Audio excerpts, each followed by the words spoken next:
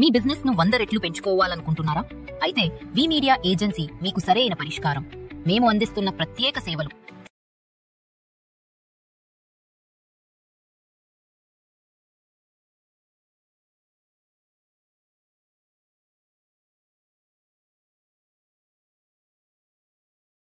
Hello welcome to VTV. So Kantara movie day 13 వచ్చేసింది. దాంతో collections కూడా తెలిసిపోయింది. 13.65 CR వచ్చింది. సో 13 కోట్లు ఇవాళకి 13వ రోజు 13 కోట్లతో సక్సెస్ఫుల్గా రన్ అవుతుంది.